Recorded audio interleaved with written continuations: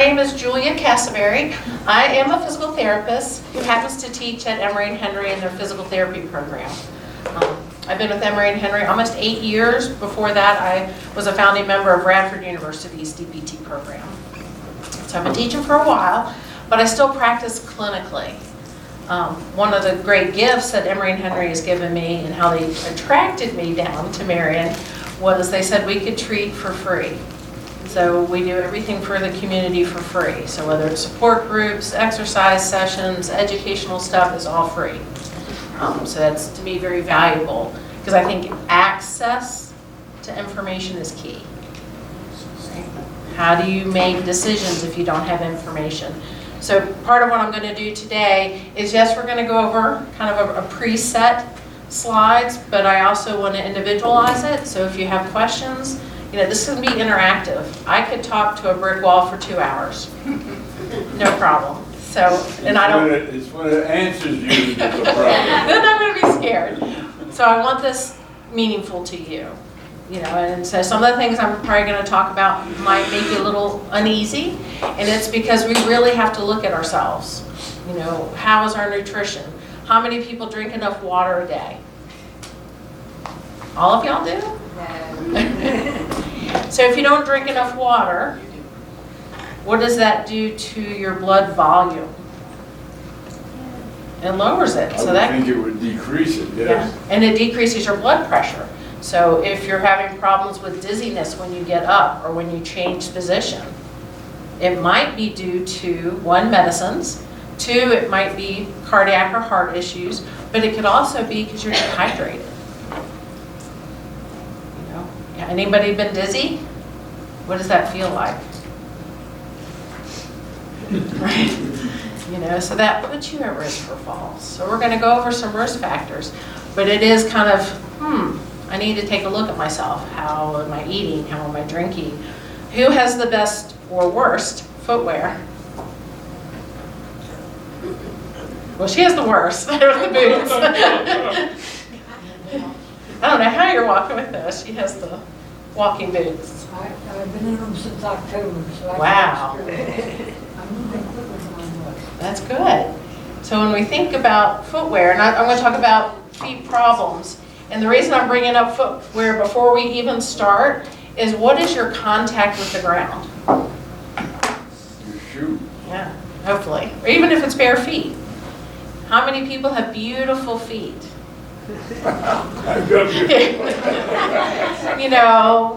Toes that curl up. We always take care of our toenails, right?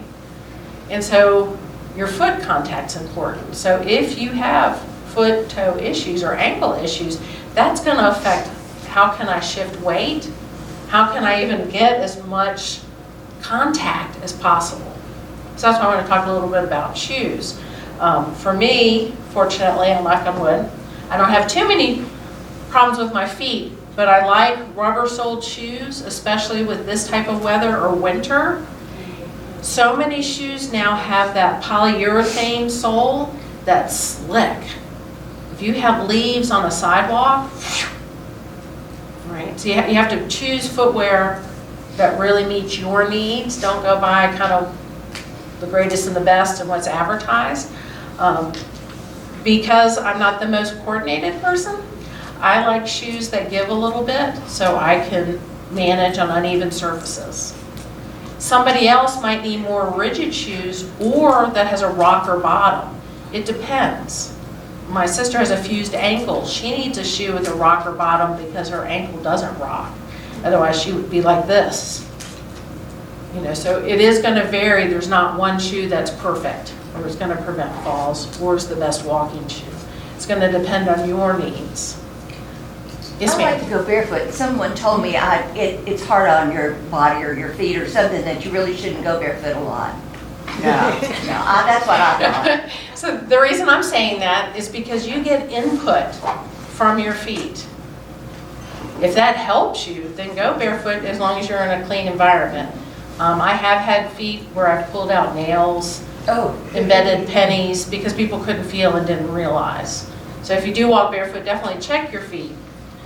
But think about the input and how much contact you have. right? You can curl your toes if you need to. You can go back on your heel if you need to. So it's not bad to go barefoot. Yes, sir. I wear an LL Bean moccasin. I don't think it gives me much support. I'm gonna steal a shoe. There's no support. Do you need it? You don't always need arch support. It depends. Tread's not the best, right? And it's very flexible.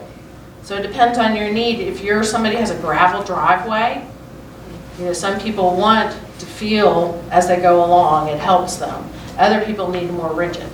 Thanks for letting me steal your shoe. Later. Not that you had a choice, but. But hopefully it's having you think, what is that contact with the ground? Because we can go over exercises, do all this stuff, but the basics have to be there. Your nutrition, your hydration, your footwear. You have to have that contact. So how many people skimp on tires for their car? I'm sorry, do what? Skimp on tires for your car. Hopefully no one. That's your contact with the road. When I see bald tires, what's navigating a wet pavement or oil on the pavement? Don't skimp on tires. And same with shoes. But just because a shoe's expensive does not mean it's good. Right? So it has to be based on your needs. So now we can get back on track, but I'm hoping, my goal from today is to have you think, you know, what can I do to change kind of my pathway? Because what are some of your fears? I heard people talking as they came in, and people were like, yep, I'm getting old, I'm scared. If you're scared to move, you're going to limit your movement.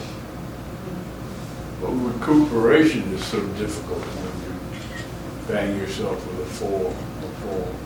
Well, and so many things can happen. Hopefully no broken bones. I can't tell you the number of people your age that have concussions. Slip on that black ice, right? Slip in the kitchen. Unfortunately, the standard of care is not to screen folks for concussion when they've had a fall. And who's the most at risk? What two age groups do you think is most at risk? Youngest and oldest? Yep. Right, kids climbing out of cribs, going downstairs, and then those of us, I'm with you, 55 and older, right? And some of it is what is our reaction time as we age? Slower, so we're not going to react as well. And that's why I want you to have as much contact as you can. Also, assistive devices aren't the answer. You can't give somebody a walker and say, oh, that's going to prevent falls. I can tell you how many people fall with walkers. Oxygen tubing wrapped around. Now pick on men for a minute. How do you go to the bathroom with a walker? If you want to stand up to urinate. Half the times walkers don't even fit in the bathroom. How do you open a refrigerator? There's ways and things that you can do. Definitely use a walker if you need to offload, like I have a broken foot or I have a broken leg. I'm not saying never use a walker, but that isn't necessarily the answer to prevent falls. And I get orders all the time, you know, give this person a walker, it's going to prevent their falls. And I'm like, no, that's just a Band-Aid. We're not looking at those risk factors, and those can be modified and changed. You know, just like I talked about hydration. There's things that we can do to be better. I'll be your mom for a little bit, so we'll see how that goes. So I'll make sure everybody has handouts. I have like a fall checklist, and we're going to talk about those risk factors. That'll be coming up in a few minutes. And then at the end of the presentation, I'm going to go over about how to get up if you fall. So I'll make sure everybody's good. All right, and I wander, so sorry. Let's see. So we're talking about fall risk reduction. So what is a fall? A fall is an unintended, right, when you're on the ground. How many people have almost falls? Everybody. All right. You're in the store and somebody barrels around, you know, an end cap, right? That startle. Gotta catch myself. So again, having that contact with the ground, the largest base of support you can have, the more stable you're gonna be. That's if we stay in that base of support. What happens when we reach outside of that base of support? We've shifted our body, so now we're out of that base of support, and that puts us at risk. So all of us have everything within handy dandy reach. You're not up in the cabinets, going up on step stools. So sometimes we have to modify, like in our kitchen, the most used dishes have them lower, so you're not reaching out of your base of support. So sometimes you have to just modify the way things are positioned. Or I've had individuals who do have low blood pressure, so to bend over into cabinets or to get the toilet paper from under the sink, they'll pass out when they come up. So now moving stuff up. Listen to your body. It tells you things. We're not good about listening to it. We're all guilty of that. Unfortunately, every second, an older adult falls. And the definition of older adult is getting younger and younger. What used to be older adult? What was the age? 60. 65, because that was when you could sign up for Medicare. I will tell you, I've met 40-year-olds who look like they're 80, and I've had 80-year-olds who are triathletes that act like they're 30. You know, so don't always go by age, but this is concerning. So older adults, we're looking at 55 and older now, so it has decreased some. We're having the increased number of falls. And as you know, our population is aging. By 2030, we're going to have more older individuals than those who are 18 and younger. So half the people are going to be on the ground, right? Hopefully not. But it's a worry. So how do we address this? And we need to advocate for ourselves. There's no magic pill, right? So I want you to take away with some good information. So unfortunately, these are yearly numbers. 36 million falls a year, 8 million injuries, emergency room, so emergency department visits, hospitalizations, and deaths. Most of these are preventable, so why aren't we being more vocal? For yourself and then just for all of us. We need to advocate. How easy is the healthcare system and your insurance to navigate? It's overwhelming. You know, so figuring out ways to get more information that's digestible is very important. So unfortunately, more than 1 out of 4 older people, and I'm saying 55, we're not saying super old, fall each year. Now, how many of us are honest when we talk to our healthcare providers? That's good, I have 1, 2, 3. How honest are you with your healthcare provider? 3 people, 4 maybe. So honest, well, honest about what are we eating? Are we taking our pills? Gotta be. But a lot of people aren't. Or, so I worked home health for a number of years. So we'd go into individuals' home and they'd bring me their bag of medicines. It is so hard when you take so many medicines at different times of the day. Your whole life gets mapped out by when you take medicines. So I ran into many folks who would say, well, I'm going to take all my blood pressure pills at once. Okay. Boom, right? That's at risk for falls. It is hard. So do you talk to your pharmacist? Do you talk to your primary care provider? Pharmacists are a great resource. Try not to go during the super busy time, but they'll sit down with you and talk about medications. If you have concerns, they'll call the physician for you. You know, so don't forget about that resource. Kind of related to falls, but again, I'm trying to teach and hopefully advocate with you on this. Once you have fallen, it doubles your chance of falling again. If we don't address the root causes, you're going to fall again. And in fact, that person who takes all their blood pressure every day and they keep falling, you know, that is going to be an ongoing issue. Or you don't drink enough water, as long as your kidneys and heart are okay, understanding what that does to your body. So 95% of hip fractures are caused by falling. Who wants a hip fracture? Julia, you know, I read an article where it said a lot of falls are caused because your hip breaks and then you fall. So there's a chicken or egg. Right. So if you have brittle bones, if you have osteoporosis, you are more at risk if you do a sudden turn that your hip disintegrates and you do fall. But then you also have people who fall and break. And sometimes they don't know which happens first, especially if someone has an unwitnessed fall. We don't know. And hip fractures are not fun. Right? Yes, ma'am. What is the percentage of falls that result in a hip fracture versus, you know? Well, we don't know because not all falls are reported, not all are hospitalized. So we don't have an accurate number. If So I they fall, what's my chance of breaking my hip? depend on age, medical diagnosis. The more comorbidities or the more medical things that you have, you're looking at 45%. 45%. Can you function with a hip fracture or are you debilitated? Well, it depends, one, where the fracture is, two, how you're going to heal. If it's a small little fracture, sometimes they don't do surgery. Depending on where that fracture is, sometimes they can go in with a rod or a pin. Or sometimes they have to give you a whole new hip. Either way, you're looking at months of recovery, so you're not going to be moving as well as you were. And imagine if you live in a multi-story home, or steps to get in.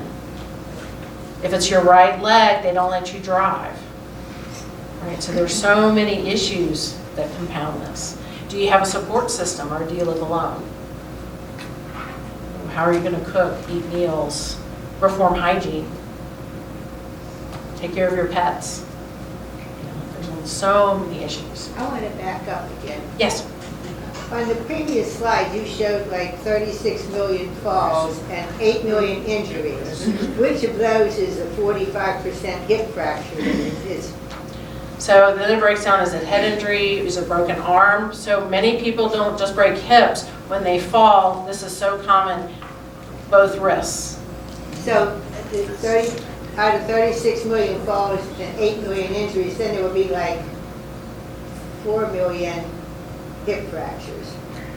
Could be, and we don't know, was it the hip fracture first or was it because of the Okay. fall? Yeah. Okay. And then not all are reported, so it's hard to have accurate numbers, So but about it is high. 10% risk Yeah. of hip fracture if you fall, and then, but if you get injured, it's probably 50-50 then. So you're at high risk either Okay. way. I'm just saying because I know it's recorded. And you're at high risk for a hip fracture, but also shoulder fracture is very common, and then your wrist besides the hip. Yes. What's the size of the population that has 36 million falls in a given year? This is the United States information from the CDC. So this is the most current we have, which is 2019.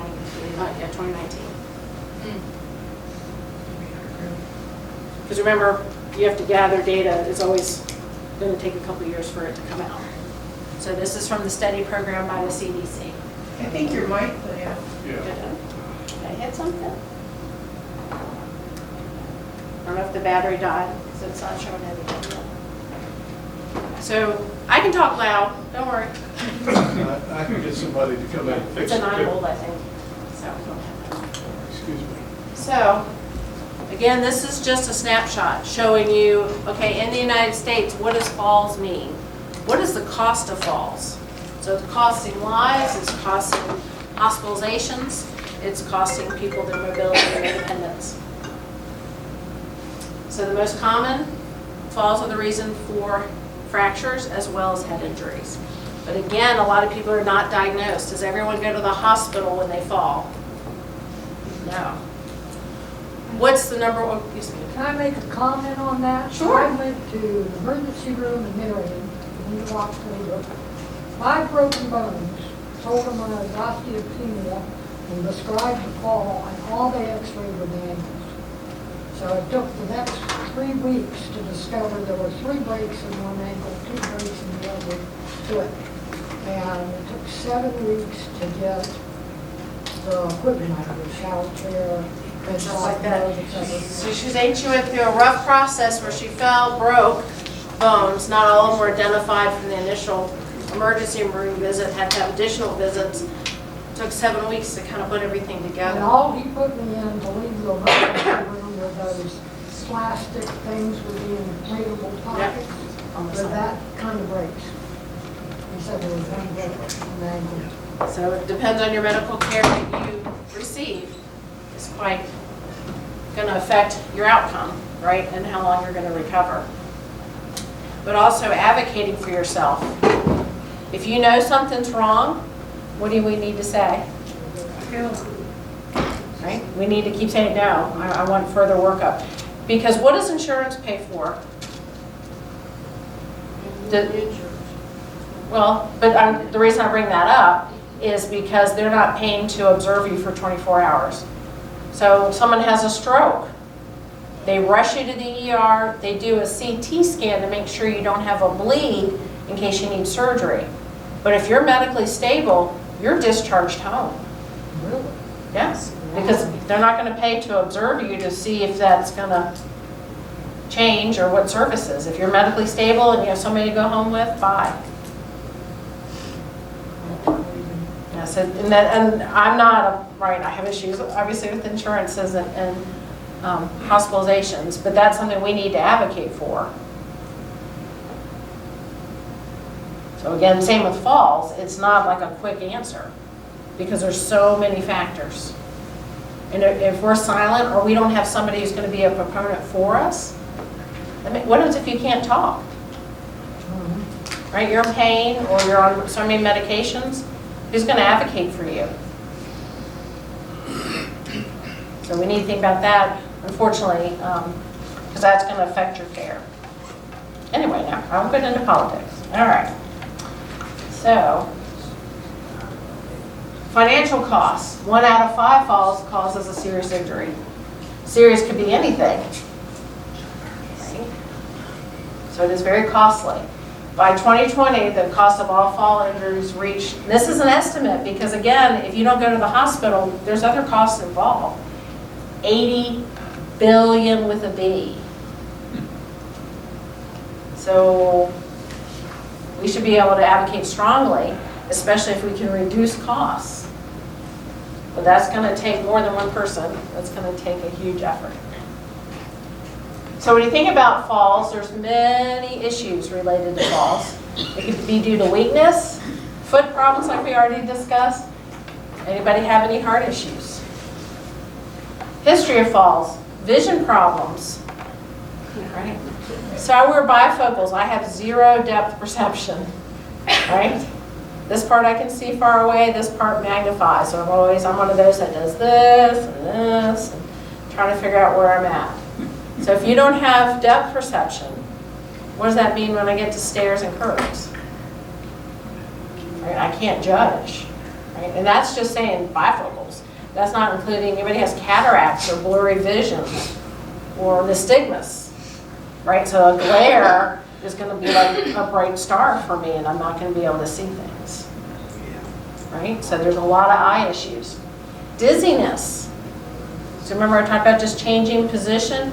When my head fluctuates from being below the waist to up, my heart has to accommodate for that. If it's delayed, that's going to set up us for being dizzy and risk for falls. Because you're not being able to adjust to that change of posture. So I'm sure at night you're laying peacefully going to sleep. And all of a sudden you've got the urge to go to the bathroom. All of us sit up slowly, sit on the edge of the bed for 3 to 5 minutes. Stand up and wait 2 to 3 minutes. This is what the medical says you're supposed to do. Then go to the bathroom. That's over 5 minutes. You don't need to go to the bathroom anymore. So, but think about it. So we need to go quickly. So how can we make that safer? Do we need to have a bedside commode? Lighting is a huge issue. So many lights have bad glare.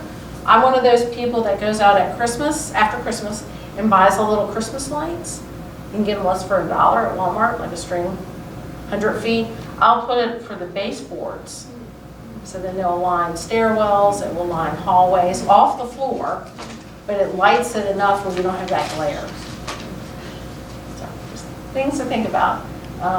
Multiple medications, right? No one's on medications in here. Every medicine has a side effect. What's the #1 side effect of medicines? Dizziness. GI upset, dry mouth, and many do have dizziness. Right? So just think about all these things are starting to add up together. Difficulty with walking and balance, and it could be due to foot problems, it could be weakness. How is your balance? So, but why? Is it because we have a delayed reaction? Is it because we're not as flexible? Right? All our hips are pretty flexible now. Our knees, everybody can touch their toes. Right? So if you've lost flexibility, that's going to affect your ability, to balance yourself and to keep yourself upright. So I do have that checklist for you. So it's asking you, have you had any falls? And it also brings up medical conditions such as heart rate, cognitive impairments, incontinence. Now, incontinence can be you have a leaky bladder, but there's also something called functional incontinence, that you can't get to the bathroom in time. So that's where you might need maybe a bedside commode or something else, because it's that distance to the bathroom, it's that time element that plays a role. Depression, foot problems. Also looking at medicines. Historically, they said if you're on 4 or more medicines, that you're at high risk for falls. Over the last 3 years, that has decreased to 2 medications if they are cardiac related or cognitive psychiatric related. So that could be pills for nerves, that could be combined with if you take a fluid pill like Lasix, that's putting you at risk for falls. So many combinations. And then if you do have any problems with walking, they call it gait here, strength and balance, vision, postural hypotension, that's that drop in blood pressure when you change positions. So if you check any box yes, you're at risk for falls. So again, this is from the CDC. So, I was going to make you do something. So push your chair so they can't move. All the way to the back, so push them back. I don't want the chairs moving. Not forward, backwards. Your back has to touch the ones behind you. Because I'm going to have you do sit to stands. And you can't cheat. Cheating is not, we're not hippity hops. You have to come all the way up and come all the way down. That's 1. So your bottom has to hit the chair seat to count. So you're going to start seated, you're going to come up and come back down. So I'm going to time you for 30 seconds and see how many you can do. And don't let that chair slide out from under you. Yeah, that's why I wanted to push. Going all the way back. Yeah, push it all the way back. No falls. Yeah, No falls. yeah, you don't need a fall. Are you ready? On your mark, and you have to count. On your mark, get set, go. 2,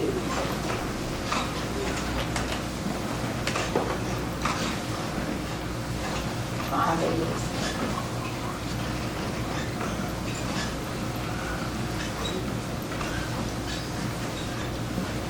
10 more seconds.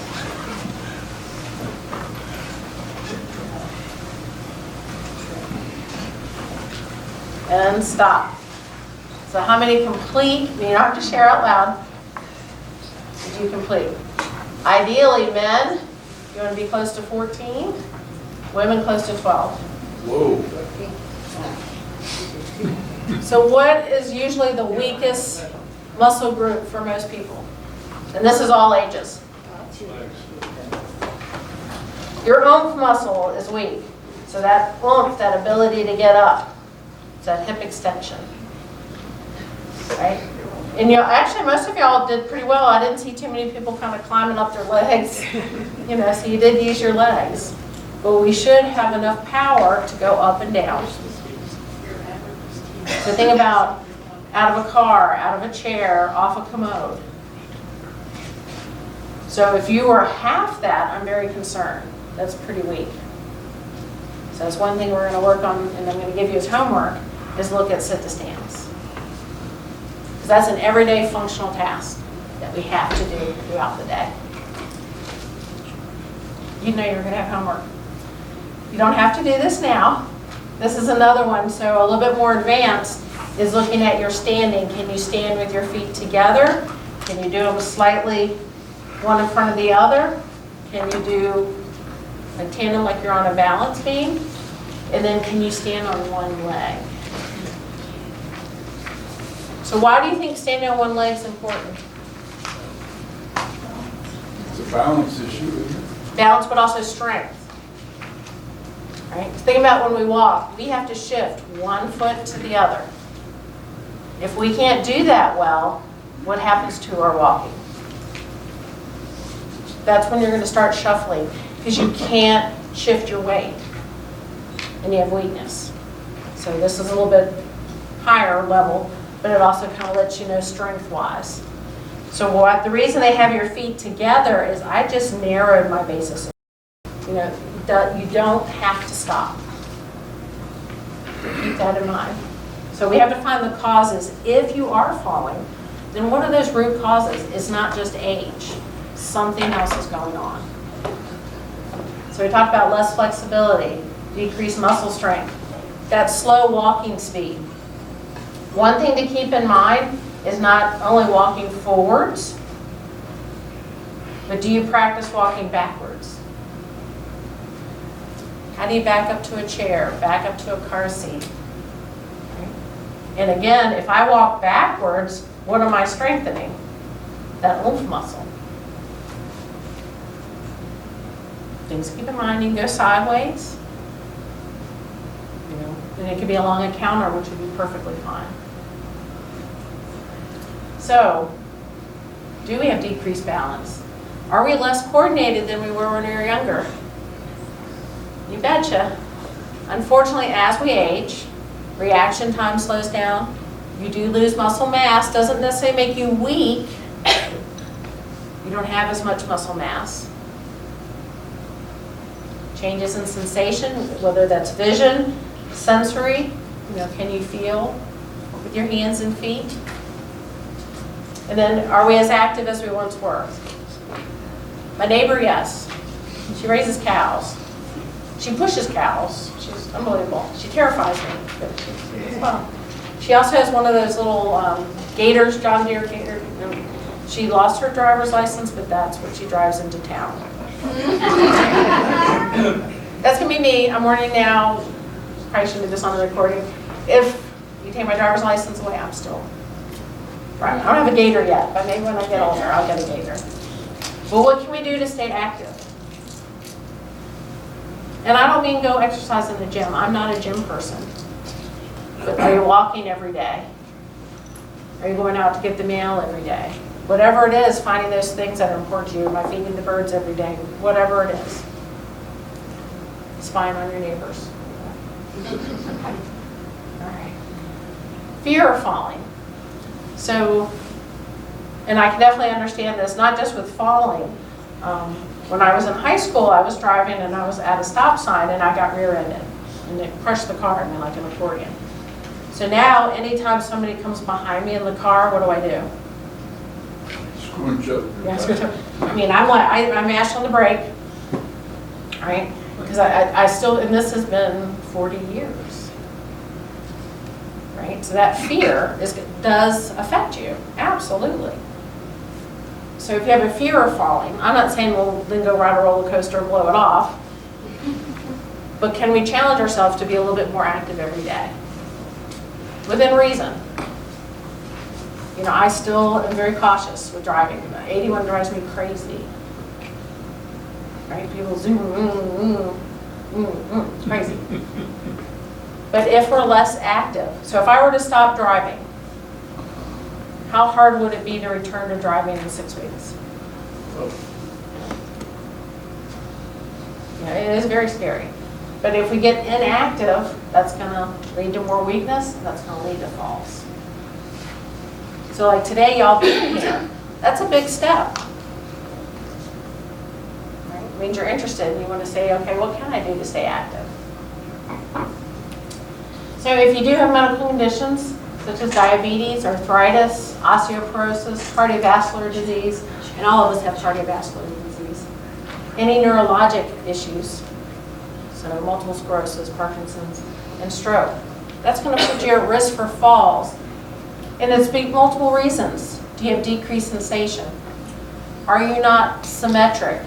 So how many people are stronger on one side of their body versus the other? Everybody is. But are you using that to your advantage?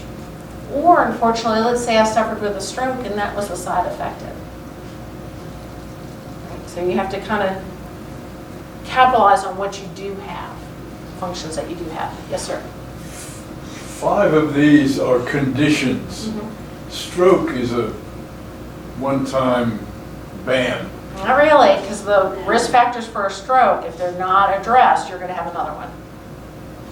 So think about it. If I have rampant high blood pressure, if I have a lot of plaquing and cholesterol, right, arteriosclerosis, Right. that's going to set us up for another stroke. So at least 1/3 of individuals have another stroke. So that's why we kind of kept it in this list. We got 1 in 5 is gonna fall again. Bad combination. Life's not fair. Well, that's not easy, is it? Yes. Is Ehlers-Danlos a neurological? Yes. Oh, yeah, you can put that in there. So I just put just a general grouping. So many, like arthritis, right? How easy is that to get around? Whether it's rheumatoid or whether it's osteoarthritis. Even if it only affects your hand, think about hygiene. If it's my right hand, eating, cooking, you know, opening jars. So think of your 24-hour day, but think of your entire body, how we use it. So what else causes it? There's outside factors like stairs, right? All stairs are wonderful. Some aren't too tall, some are slickery, right? So I did learn something. I worked with District 3, which is in Marion, and we did a course called Matter of Balance. And it was so cool. I learned so much from individuals. One thing I learned about stairs and porches, if you use marine paint, so the stuff they use for boats, it has embedded sand in it, and that makes concrete lumpy, so it's much better for like icy places, for your stairs and porches. The other cool thing I learned, we had an individual in my class that had speeders in his neighborhood. He would stand in his yard with a hairdryer, like it was a speed gun, and decrease that. So I mean, just cool things that you learn. But stairs, clutter, wet surfaces, loose rugs. You know, if you have runners that are not really runners, but little pieces, that's going to trip some up. Cords laying across. I recently stayed with a friend, and she had an old Victorian home. How many outlets are in each room? Maybe one. Maybe one. So she had extension cords all over the place, and I was like tripping all over because I didn't realize, for each lamp, for each electronics, all that. It was very scary. Poor lighting, we talked about, and none of us hurry or rush. No. One more, pets. And pets, yes. Definitely. I have dogs and a donkey, but I have been in homes that's had multiple cats, guinea pigs, ferrets, flying squirrels. So you do have to kind of be careful. Can we modify that? Or make it easier for them to go out, like a donkey door, that type of thing. Personal factors. Are you taking over 4 prescription medications, and depending, sometimes it's only 2. Have you had falls? Have you had a decline in vision? Dizziness? Why do I put low body mass index? Skinny's good, right? Likely to break. It depends. How's your nutritional status? You could be large and fall. You can be skinny and fall. Just like diabetics, they aren't all obese. Right? It's the range. How do we take care of ourselves? So a lot of people think if they're skinny, and I've met so many people as they age, they eat less because they're not preparing meals like they used to. So I do worry if you're not getting good nutrition. Or if you're relying on easy meals. Microwave meals are easy, but how nutritious are they? Things to think about. Urinary incontinence and then being over age 80. The reason we picked 80 is not only do you have vision problems, but you have hearing problems. So how many people are like bats? We do use our ears to locate things and to hear things. Do you hear the kettle whistle? Do you hear an emergency vehicle, a car passing? So hearing is also part when you think about all of your senses being affected. Of course, my husband says, I hear just fine. right? But kind of looking at all our sensory systems are very important. So another plug for vision, making sure you are getting your vision checked because it does change, unfortunately, more rapidly after age 50. If it's blurry, right? And then, not saying you have to do surgery, but you could consider, especially if it's something like cataracts, which will clear up your vision. Homes, you know, there's no rail in here, so imagine carrying up your groceries getting in. Trying to open a door is so much easier if you have a longer handle, right? You can't, oh, I got all the groceries, I got all the stuff, and I'm trying to turn a knob. You know, usually doesn't end well. So, what is your risk for falls? So one quick test. So all of y'all stand up. And you can use the counter if you want to, the table. Can you stand for 5 seconds on one leg? So you're going to do one leg, 1, 2, 3, 4, 5, probably longer. And then we're going to switch to the other. So y'all ready? Try to do it, and I'll count for you. 1001, 1002, 1003, 1004, 1005. Try the other side. 1001, 1002, 1003, 1004, 1005. How did it go? So low. It did, but you're flying though. So, but the goal is 30 seconds. So this is going to be one of your homeworks. And again, it's not because we do a lot one-legged, but it's that alternating we have to do, and your muscles have to react, right? How do you put your pants on? How do you slip your shoes on? A lot of times we're one-legged when we do those. Activity, stepping out of a tub, stepping out of the shower. So it's that alternating that is important. And the reason they say 30 seconds is because it's a strength building task. So again, being physically active. Right now you're educating yourself. Consider those environmental factors like lighting, stairs, decreasing clutter. Looking at your fall risk, and that's why I have the handout here. Having a review of your medications, and that could be by a nurse, that could be by your primary care provider, that can be by your pharmacist. Because maybe you have interactions. If you're having issues with your medicine, talk to the pharmacist. They can talk to you about timing of medicines, types of medicines, interactions that they have. So what can I do? And exercise, again, could be just a daily walk. It does not have to be, I'm going to go to the gym. It'd be great if you do like that type of activity, because being social is key. So whether it's Tai Chi, dancing, or exercising, all that is great activity. Medications we've talked about. Now remember, kind of targeting your individual self. I don't know how active you are or what challenges you have. Take a look at your day. What am I doing? Could I be more active? I'm a big reader. I can sit and read for 3 hours, but is that good? Can we get up every half an hour? If you watch television, get up during the commercial breaks.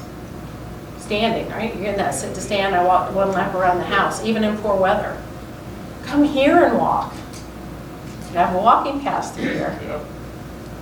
Right? We don't have a lot of malls, right? But we have this great, wonderful area. Just nudging, just a little bit. Medication, remember to review your drugs. Do not share medicines. Everybody laughs at this, but I can't tell you how many places I've been, whether it's children, adults, older adults. Oh, my aunt took this. She didn't need it anymore. Sit down. I'm going to take it. Antibiotics, steroids, antihistamines, blood pressure medicines, fluid pills. You have to remember medication not only has a target that it has to meet, what is it addressing, but they also do dosage based on weight and other comorbidities. So I've seen children getting mass doses of adults' medication, and they've gone into crisis. So it is very real about sharing medications. Plus, how long do medications last?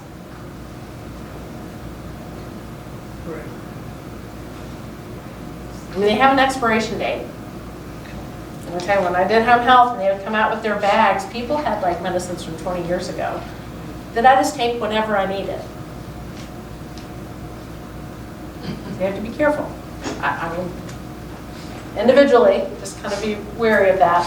And then, I'm not saying don't take herbal stuff, other medicines. I was sharing earlier, I have a patient with Parkinson's, and it helps keep his medicine lasting longer if he has caffeine. I'm not a proponent that you should have caffeine or smoke nicotine. Both of those have been shown to increase and prolong the effects of the medications. But people are going to do things. So just be aware, how could that affect Mason's sleep? So this gentleman used to drink caffeine all day long, and then he wondered why he couldn't sleep at night. And then if you don't sleep at night, his Parkinson's is worse the next day, so what do? Drink more caffeine, so it was just a vicious cycle. So we had to cut off his caffeine habit at 12 noon. And I'm not doing this to him, absolutely not. You have a chronic progressive illness, understand you're going to do whatever it takes to get through the day, but realize how it can affect other things. I don't want to do any judgments. Remember about environment. Again, you can use night lights. I use the string of lights quite often, just because of glare. Bathrooms. Everybody's bathroom is set up for them, right?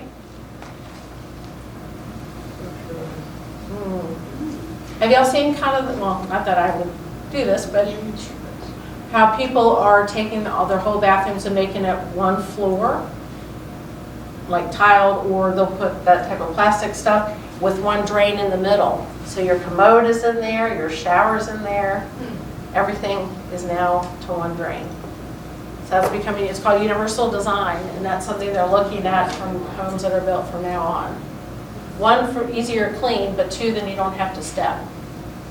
They also have zero inclines as far as getting into showers and things.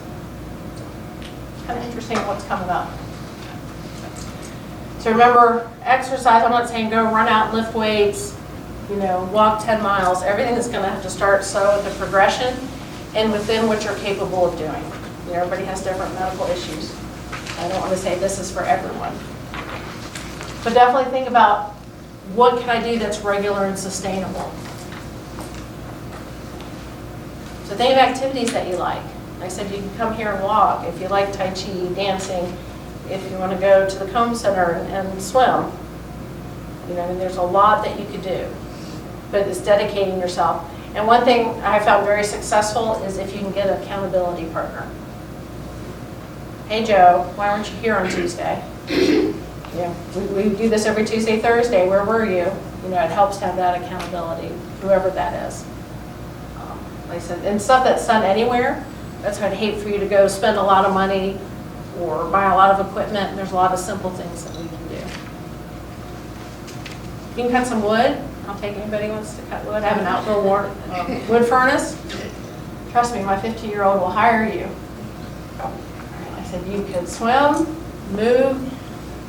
If we move, we're going to get stronger. We're going to be more flexible.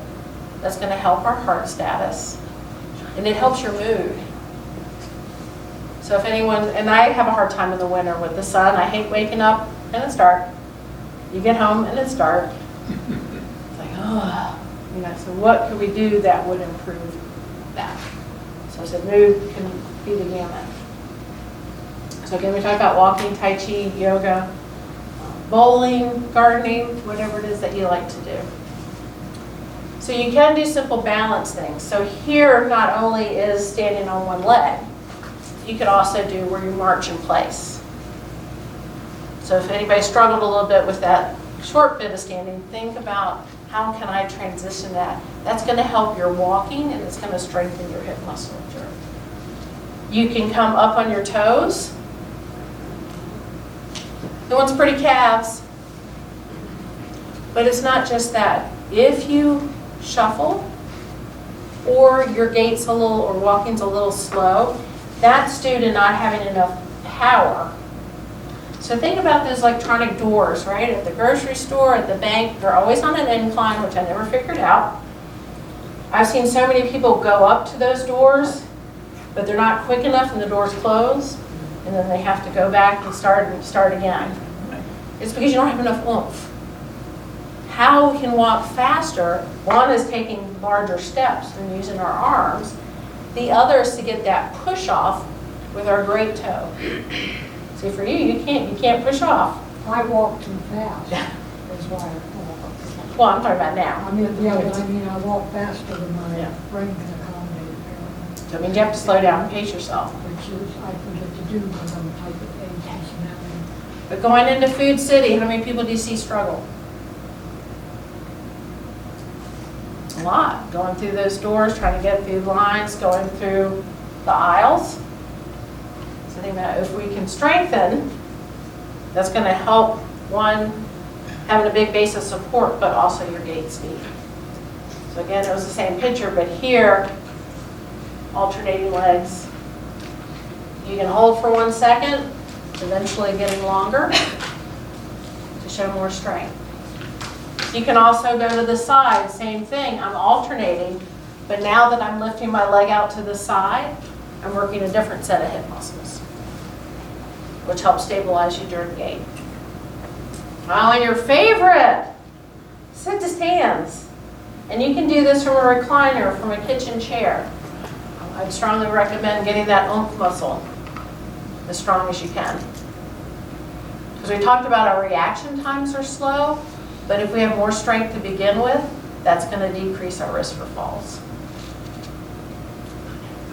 So what can I do? You can talk to your pharmacist. You again, reviewing if you're on medicines, look at your home for safety issues, and again, assess your vision and hearing. So what happens if I do fall? First, you have to make sure you're not hurt. So one good thing I could say about cell phones, we tend to carry them more with us. What tend to happen with the emergency buttons that you could wear? Almost every single patient that I ever worked with would take the button off before going in the bathroom. Right? And they'd fall in the bathroom. So you have to think, well, what's going to be better? How would I alert someone, especially if you lived alone? The #1 EMS call in the United States is for somebody who's fallen at home. It's a huge issue.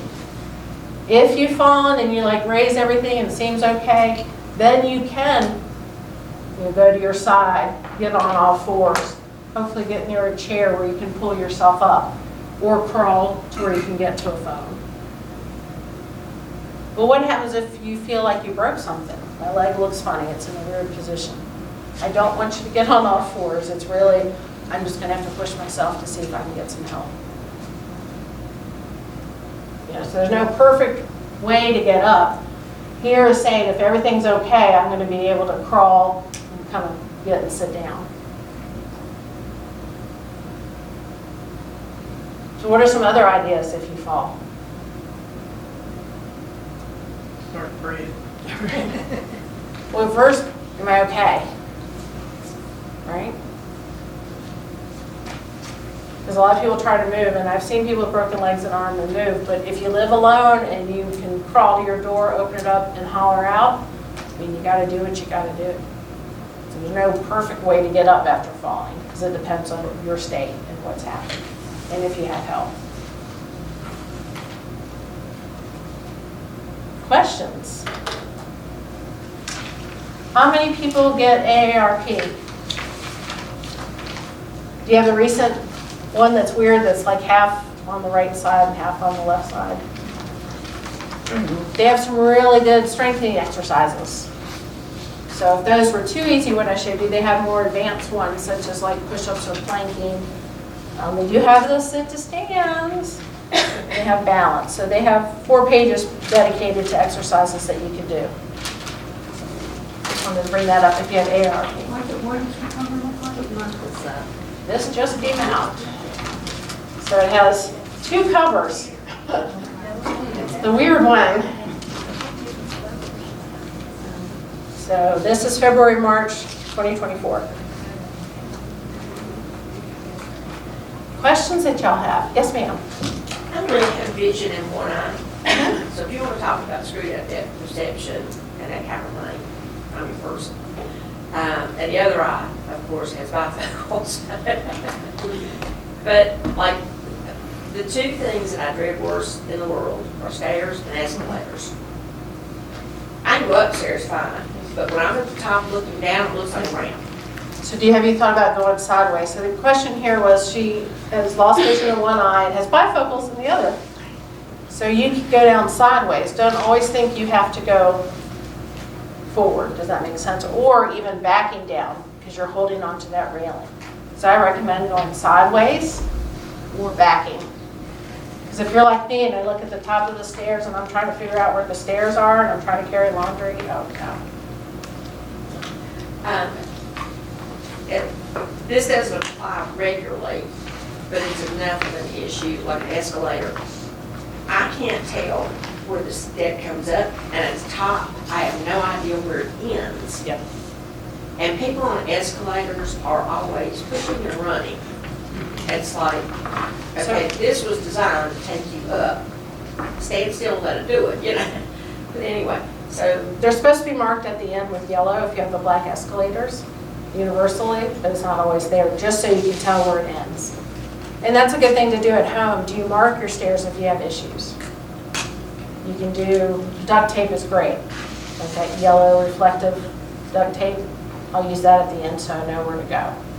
And it doesn't peel back up, but then it's on there permanently. So it's just finding ways to move differently, and, you know, and it's hard when others push you. I know like at airports and those people movers, they have so many falls on those things. well, you were talking about in a car, how you tense up. Mine is like at a grocery store, people are behind me with a cart. Oh yeah, they'll get your feet, I This- get that. Right, they'll catch my heels, and that's just another factor. Yeah, and it's hard because that's made me go at odd times down to the grocery store. Where I used to say, okay, you know, like at dinner time, oh no. Because it's just crazy people running. Both in the parking lot is dangerous and then also within the store.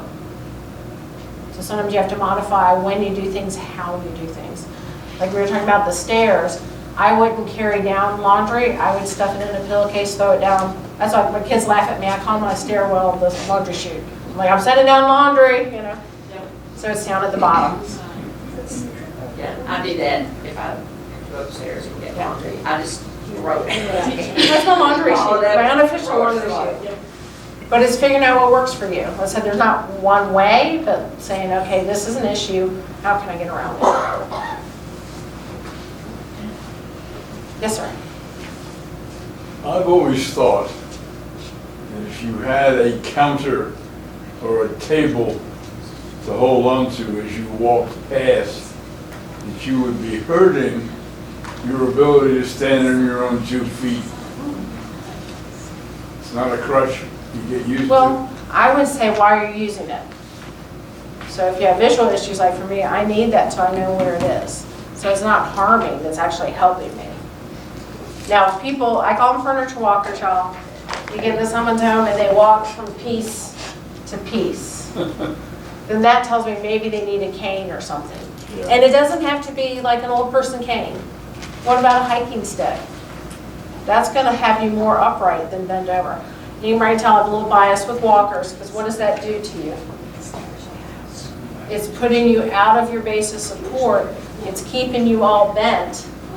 There's no way you can take a large step like that. So can we raise the height up higher? Or like I said, use a hiking stick? It doesn't have to be 2, it can just be 1.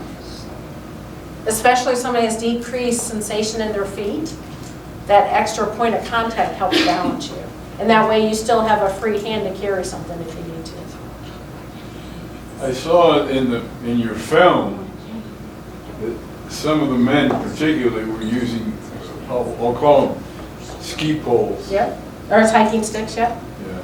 Now, are they a help? They are if you need it for that one extra point. So the reason I like hiking sticks is they have a fat plug at the bottom, which kind of gives you a nice point to help balance you. Canes are only for balance, they are not for weight bearing.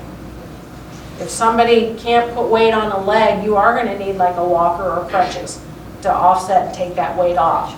If it's just a balance thing, you can use a cane or a hiking stick. But make sure you have something that has a nice fat tip. So many individuals I know, somebody will make them a cane and they just have the wood at the bottom. That's slick. That's not really gonna help. They need that rubber tip. So you can buy a crutch bottom and put it at the base. Because I hate to take away something that somebody made. Tennis ball. Tennis ball, you can. Those can get slick and very dirty. Other questions? Have you learned something today? Yeah, I learned a lot. Good. So ask questions. And like I said, you're going to have another physical therapist if you're going to the anatomy. So Kendra has also taught up me. So yeah, good. Thank y'all very much. Thank you.